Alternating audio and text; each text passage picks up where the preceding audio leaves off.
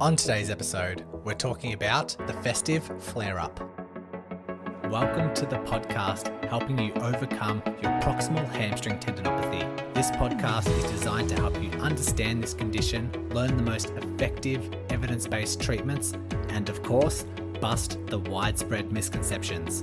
My name is Brodie Sharpe. I'm an online physiotherapist, recreational athlete, creator of the Run Smarter series, and a chronic proximal hamstring tendinopathy battler. Whether you are an athlete or not, this podcast will educate and empower you in taking the right steps to overcome this horrible condition. So let's give you the right knowledge along with practical takeaways in today's lesson.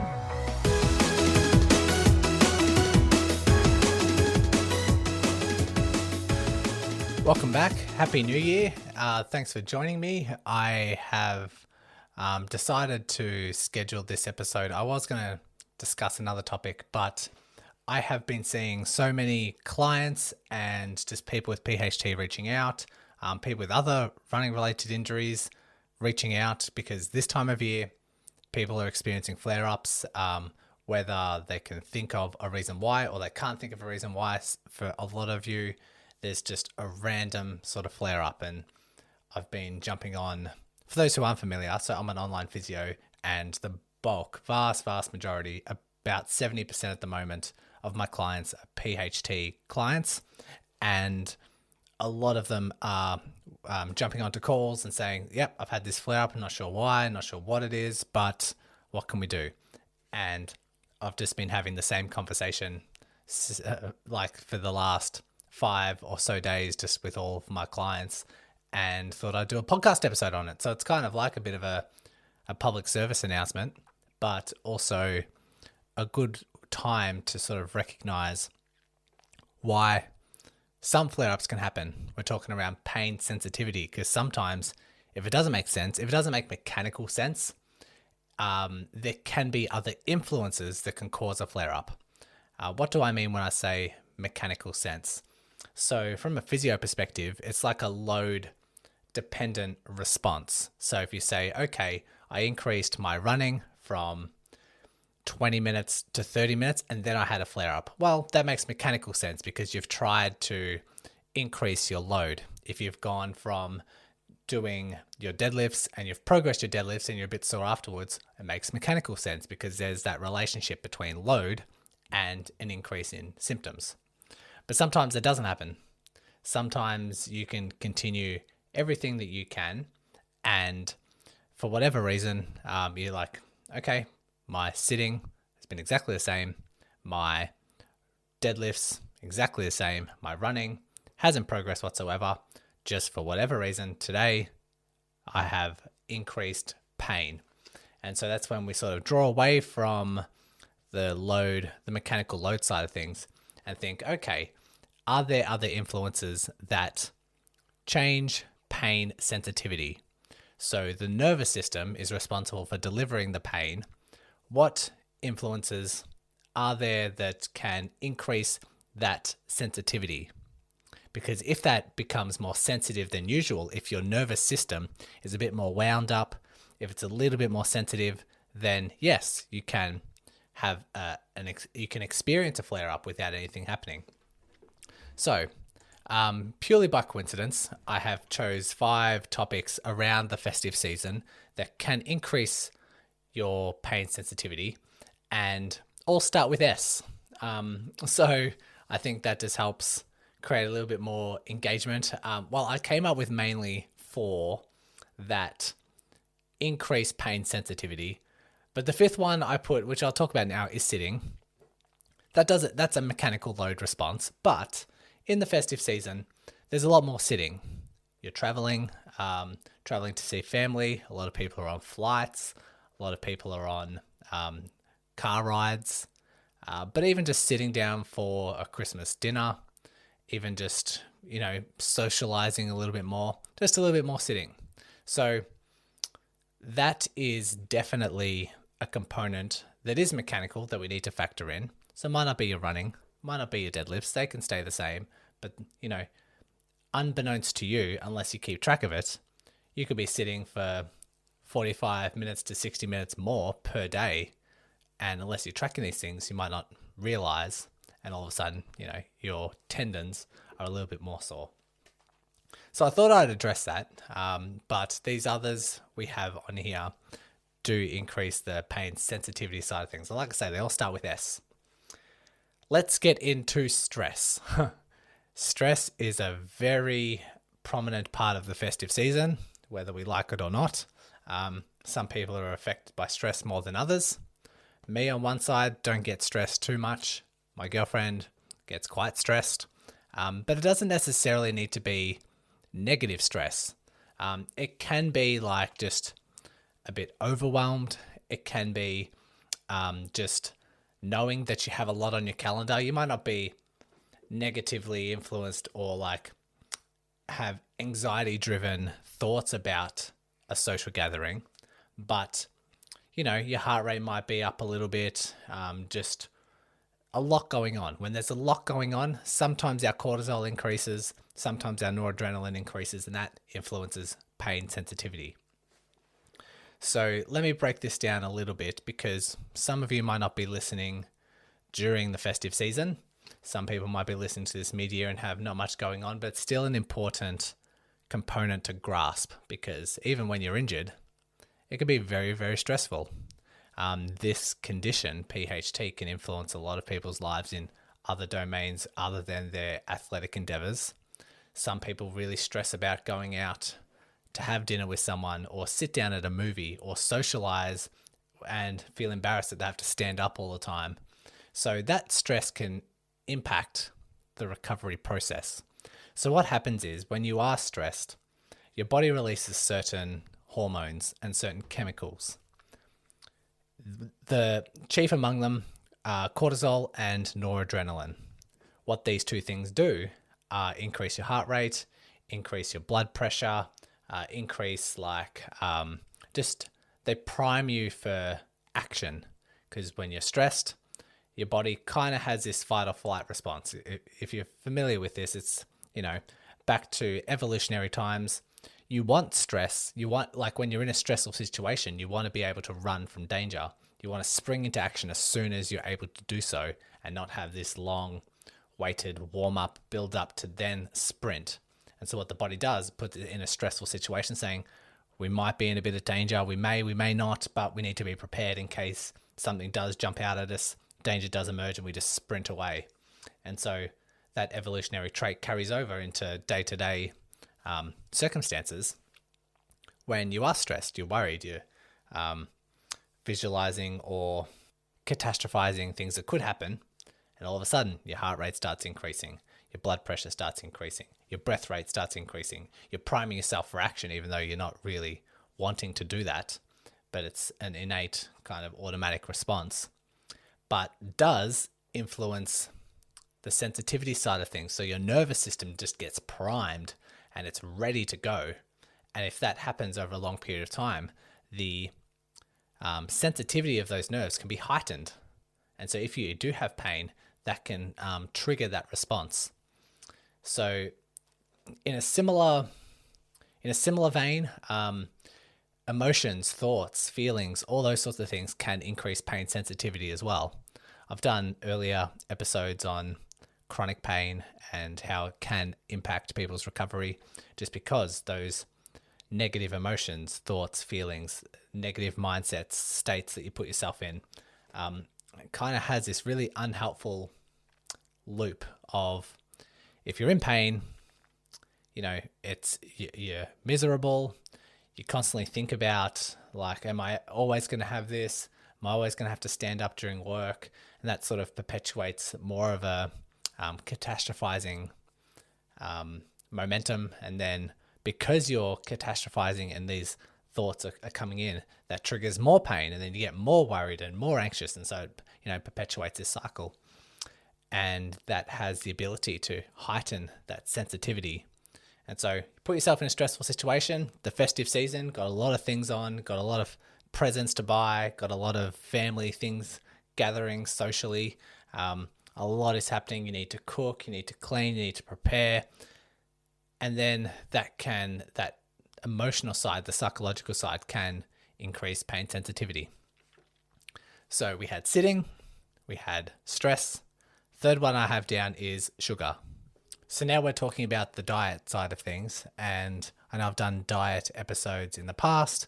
I don't think I have released my interview with Rowena Field on this podcast yet. I've done it on the Run Smarter podcast, but she's a researcher looking at certain diets, mainly keto or like low carb diets, and how it influences chronic pain, and is seeing a lot of promising research come out to show that a keto or a low carb sort of diet, people with chronic pain are improving. They're getting, their pain levels are decreasing, and mainly following the premise that sugars, so carbs are essentially a sugar. They're just digested and processed in a different way. I'm not a dietitian. I'm not going to pretend that I know a lot about that whole molecular side of things. But you have your refined sugars, which are like, absorbed or processed a lot quicker. And then you have your carbs, which are sort of stored. They both break down and they both become glycogen or glucose and then stored as glycogen. So it's a roundabout way of the same thing. And so sugar essentially can, as we hypothesize and there's research emerging, can influence pain sensitivity. And, I'm guilty of this as well. My sugar intake has increased dramatically over this time of the year. We are gifting, soft drinks or sodas and chocolates and, cakes, just everything to do with family and food and all that sort of stuff. It's it's an element that we need to consider and sort of make some changes in our diet. And it only takes maybe a couple of days, to process that, and your body would sort of calm down and desensitize that relationship. So sugar, definitely up there. We need to keep that in mind. What's the next one that I have? Yes, we are talking about spirits. When I say spirits, I mean the alcohol version. I wanted all of these to start with S, and this was kind of my workaround that doesn't really make sense, but I just wanted to keep to S. So when I say spirits, I mean all type of alcohol. Alcohol does have the ability to increase pain sensitivity. But there's mainly, when it comes to chronic pain, there's a lot of research that I follow, and there was a really, really good podcast about chronic low back pain. I cannot remember the name of it now. Bear with me while I type it in. Okay. It is called Empowered Beyond Pain podcast, and has Peter O'Sullivan and a couple of his colleagues. Peter O'Sullivan's a heavy researcher into low back pain and pain in general. So if you like this podcast for being kind of science-minded and research-backed, you would love that if you want to truly understand chronic pain. And they talk about the general well-being of a human. Talk about stress as well, but smoking, the lack of exercise, the stress, and they mention alcohol as just one of those factors just to work at your overall well-being in terms of dealing with chronic pain and sort of managing that. And yes, I have seen myself, I have seen other clients, when they increase their alcohol intake, their pain increases, pain sensitivity. And so festive season, it's especially New Year's Eve celebrations. A lot of people are getting involved in that. So like I say, it's probably not like these sort of tips aren't saying don't do these things. You probably shouldn't, because it's not great for your health, but you don't have to not do it either. You just have to recognize, okay, this is me being in a temporary state of increased sensitivity. I'll get back to managing my stress, managing my sugar, myself included. I'll be probably, because I've been gifted a lot of chocolates and stuff over the Christmas break, I'll get through those, and then I'm back to sort of detoxing myself and reducing my sugar intake. But recognizing that if I was injured, hey, this is just a phase of my life where I'm not doing more damage. I'm just making these decisions. And if I do have some moments where there's increased sensitivity, well, let's just accept it for what it is and know that when I start making these corrections that things will start calming down. Because that's what a lot of us need, reassurance and just recognizing it makes sense of the whole thing. Because one of the bad things about a flare-up that doesn't make sense is it sort of perpetuates that worry, the fear, the anxiety. Like, I have no idea why this flare-up has come on. And so you start to worry. But hopefully this episode is creating that reassurance and making sense of these patterns. I had one client in particular, just in the last week, said, "Yep, I talked to her through the sitting, the stress, the sugar, alcohol, all those sorts of things, and she just decreased her sugar for 2-3 days, and she's feeling a lot better." And who knows if it was the sugar, if it was something else, but sometimes that reassurance is what we need and is nice and encouraging. So let's go through our S's again. We had sitting, stress, sugar, spirits, or in brackets, alcohol. The last one that I have, top points if you've guessed it already, but it is sleep. Sometimes New Year's Eve, Christmas Day, a lot of us are lacking in the sleep department, particularly if you're stressed. Stress and lack of sleep kind of goes hand in hand. But our sleep mode, when you enter sleep mode, it's the body processing everything, both physically and psychologically. And, you've got this time to unwind.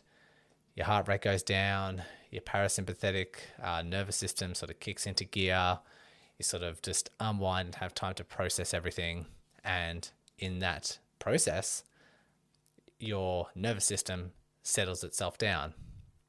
If you have a lack of sleep, especially if it's combined with stress, you don't have that time to digest and process and negotiate the psychological side of things. And if you go a couple of days without sleep, or if you go a couple of days of poor sleep, your pain sensitivity starts to increase. And this hones in on my questioning for a lot of clients who you can just get a sense that their severity of pain isn't that it doesn't match the level of dysfunction and the level of strength that they have. Sometimes I can look at a client and they're doing deadlifts, they're doing their strength work, they're running and, quite highly functional, but their pain levels are just through the roof. And sometimes they have a couple of rest days and their pain is still just through the roof. It's like the severity of the pain levels it just seems like it's a lot higher, and they're looking at 7s and 8s out of 10s. Like, what's going on here? And so that's when I like to, when that pattern does emerge, just prompt a few questions. What's your stress like? What's your sleep? They're usually the conversations I like to have. And if they do say, "Oh, I'm a shocking sleeper, I get 4 or 5 hours per night, but I'm constantly up, I can't really get a good continuous string a couple of hours together, and I'm one to be quite anxious, like I've been quite depressed in the past, depressed about this injury, but also a lot of other things going on in my life, moving house, having a kid, going through a divorce, like certain situations that are just highly, highly stressful." That's where we need to open up that conversation and say, well, at least recognize that this could be influencing pain sensitivity. And it can be a game changer for some. It could be reassuring for some and allow them to be proactive in how they manage their stress. Try and come up with some sleep strategies, because they know, okay, if I work on my sleep strategy now, this is actually going to help my recovery, both the pain side of things and the recovery, the physical recovery, because that's what your body needs. I've said it a lot on this podcast and on the Run Smarter podcast, but sleep is the best recovery tool you have. If you stack all the passive treatments, you're talking about stretching, foam rolling, massage gun, getting a massage, dry needling, acupuncture, you name it. you stack all of those on top of one another and it won't equal the benefits of getting a good night's sleep. And so that's why it's so important that we address these things and we at least recognize this is an area of your life that we need to get better at, particularly those who have that high pain sensitivity, particularly those who have been going through a week or so of really poor sleep and they're experiencing a flare up. These are the moments that you need to sort of capture and say, you know what, let's start getting really proactive with this. So, bit of a recap. The festive flare-up, which I've just dubbed, I thought it was quite clever. Sitting, sugar, sleep, stress, and alcohol, spirits, whatever you want to call it. I was driving home from my beach house, or my girlfriend's beach house, just a couple of hours ago, and I told her about these S's and just trying to guess them all. And we sort of came up with a sixth one, and that was schedule. So like your schedule's thrown off a bit in these holidays. So you may not be doing your rehab as consistently. You might not have access to the weights that you did, like either gyms are closing or the weights that you have at home you don't have access to because you're traveling. You might not be as consistent with your routine in terms of your rehab. You might be running with someone else. You might be running alone.